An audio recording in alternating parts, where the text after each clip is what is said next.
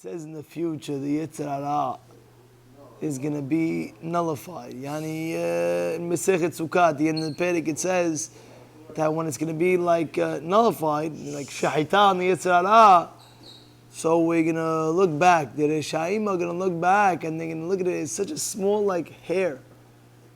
I couldn't pass over this. I couldn't pass over it. You hear what's going on? The question is, what did Rav Hashem ask? He says, why are you comparing it to a small like hair? For the tzaddik, it looks like a huge mountain that you passed. Oh, Baruch Hashem, I feel so good, I beat the mountain. For Rasha, it's a small hair. It's pshat. So I saw pshat that in essence, the Yetzer Hara is only really at that moment. Meaning to say, of course, it's all the time trying to get you and the game will get you. But what I mean to say is, it's that little push that you need to do. Like, for example, a guy waking up in the morning, right? Once you finally woke up the morning, all right, you're up. It might be hard in the beginning to actually wake up to go to shul early and things like that. But once you're up and you got them right and you're able to go, you're ready. It's like just that moment. After that, you get like a easy pass. You know, oh, Baruch Hashem, you're here. Baruch Hashem, you prayed. Baruch Hashem. Same thing in the morning. Let's say a lady, she's debating, tzniut, not tzniut. But the second she decides, okay, we're going to do tzniut, all right, it might be hard in the beginning, okay, but she'll eventually get used to it and that will be her daily routine. You know what's going on over here? You hear that or no? So really what do you say? It's that moment, it's the moment. It says over that Marivo Saveya must be or Ra'ev. What does that mean? It means like this. We have an Eved. You have a limb. And about that limb it says that if you satiate it, the more you satiate, the more starving it becomes. The more you starve it, the more satiated it is. Means to say a person in life, he has to understand that the lusts and pleasures is like salty water. Salty water is when you drink, you get more thirsty. So you think, oh, I need a drink. So what does he do? He drinks more salty water. But he doesn't understand that that salt water is making it worse. So the guy's on the ocean, right? They always have the thing. The guy's in the ocean and he can't drink any water. But he has all the water in the world. He didn't bring his Poland Spring bottle with him, so what is he going to do? So he takes it from the ocean, he goes like this, he's drinking. That's all he can do, he needs to survive. But he doesn't understand, and the guy ends up dying. What happened? Because he doesn't understand, since it's so salt water, he just gets more thirsty, and it doesn't end. And he just ends up, he's dying from thirst. Same thing with the Yetzer Hara, same thing with the Yetzer Hara of lusts. Person, he gets ensnared with the Yetzer. Says, oh, what's the big deal if you look? That's something that's supposed to look at. But what you're not understanding is that look made you more salty water for another look. You understand? And there, before you know, you're looking again. That's something that you're supposed to look at. And then again, it's supposed to look at. And then Yetzer Hara plays with you, I said, oh, no, that's it, I'm not going to do it anymore. Last time. I'm just doing it for this reason, I'm just doing it for that reason.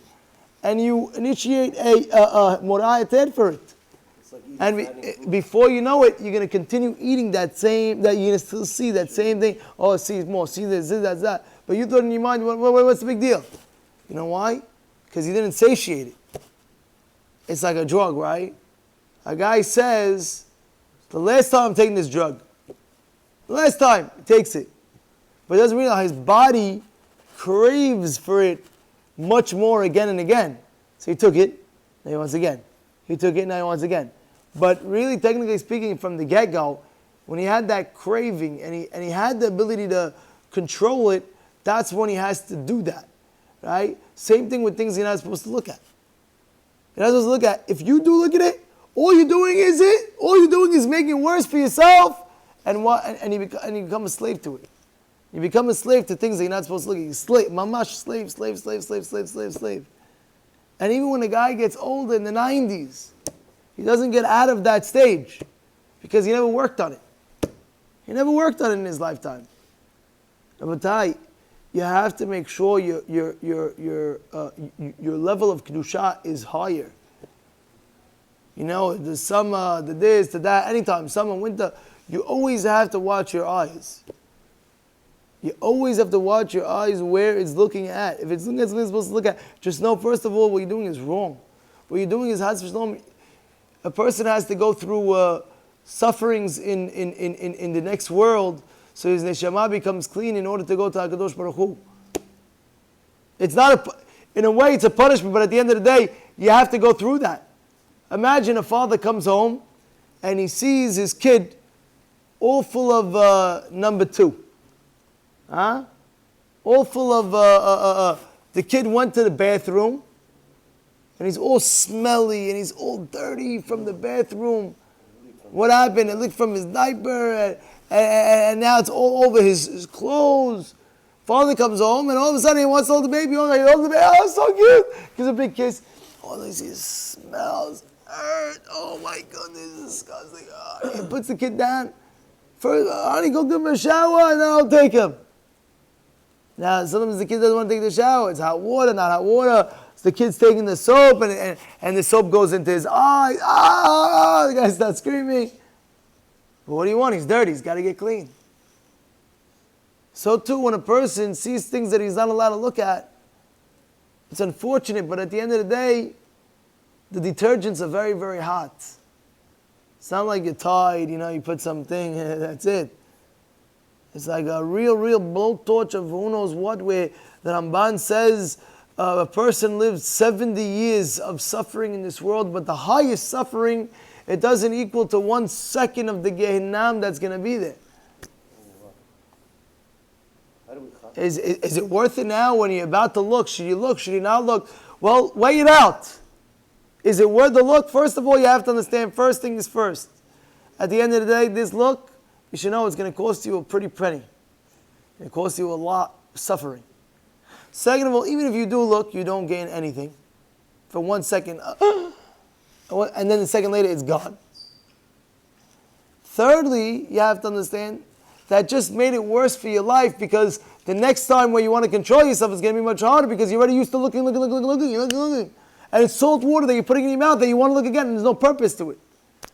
Fourth thing is, you're going against what Hashem told you. Fifth thing is, Hashem gave you those eyeballs and some people don't have eyeballs. Some people can't see. And I know what you're looking at. The majority of people could see. So Rabbi, well. Forget the majority. Look at the people who can't see. Look, Baruch Hashem, you could see. So you think Hashem gave you his eyes to go against what he tells you to do? You know what we're saying here today? And that's why a person has to be chazek in these items. It's all salt water. It's always going to want more, crave more. There's no point. Don't even give it an inch like we always say. Don't even give it an inch. No, I'm just seeing if, what are you seeing? If what? If what? The Yetzer Hara tells you 1,000,000 times, just see now, you're not seeing because of that, you're seeing because of that, but the deal, blah, blah. You have to cut it from the get-go. Not even a little bit. I would even see not even a little bit. And when you do that, you gain into your life more Kedusha, and you'll see a lot more Beracha in your life. There's no questions. They will see more Beracha in your life. Because now you already put yourself in a more Kadosh settings. What's the Baba Sali? Everybody's heard Baba Sali. Where was his koach? Where was it? First of all, he learned tremendous amount of Torah, but as well as the Kedusha that he had. Tunnels that he would have from his house to the shul or whatever it may be, not to look at something he's not supposed to look at even 1 second. One time they said one of his Einayim, as they say, his descendants. One time I heard a story. One time we went to the airport for 1 second to pick up, maybe a relative of his. Exactly, I don't know. But he went to the airport to greet one of the relatives. He saw one look that he wasn't supposed to look at for a second. By accident, He said it took him 3 years to clean his neshama away from that. 3 years to get that idea out of his brain and this and that. To get it out completely, where it didn't affect him at all and this and that. 3 years. I will tell you, it's not worth it. The look is not worth it. The suffering is not worth it. The kedusha is not worth it. The fact that a person has to go away from Hashem for a little bit is also not worth it. Imagine, think about it. You have the angel looking at you in Shemaim as well. You have to be very, very careful. Very, very careful. And I told you, one of the main ways of negating it is not even to give it an inch to look. Not even an inch. Just go strong with it and accept it in your mind that you're never going to do it again. And even though it might be hard for the first week or first 2 weeks, but after that Hashem will give you siyata d'shmaya. And don't say, oh, I didn't get siyata d'shmaya. It's going to be a continuous war, but at the end of the day, it's well worth the investment.